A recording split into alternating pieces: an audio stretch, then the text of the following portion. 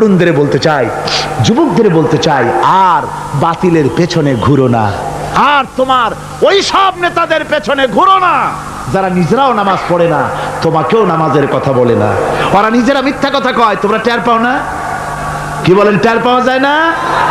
মারামারি করে নিজেরা আর বদনাম দেয় অপরের উপরে। চোখের সামনে যারা এরকম পারে, চোখের সামনে যারা এরকম পারে, তাহলে রাত দিন 24 ঘন্টা তাদের আমলটা কেমন?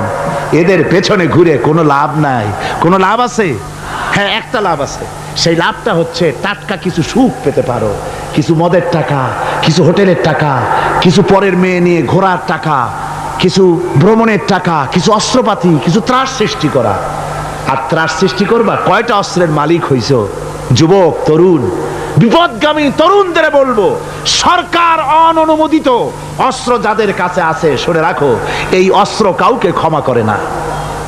এই অস্ত্র কাউকে ক্ষমা করে না। সাপ পোষার মতো, যে সাপ তুমি দুধ কলা দিয়ে পোষো, ওই সাপ তোমাকে আবার দংশন করবে। ওঝা মরে না মরে না? সাপ খেলা যারা দেখায় তারা মরে কিনা? ওই সাপেই তাকে কাটে।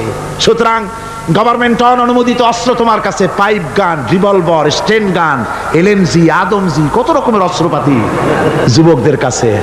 ঘুম নাই, সারা রাত অস্ত্র থাকে কাছে, আর কি কি লাল পানি খাইয়া চোখ দুইটা থাকে এত বড় বড়, দেখলেও ভয় করে, মাথায় ভাল্লুকের মতো চুল।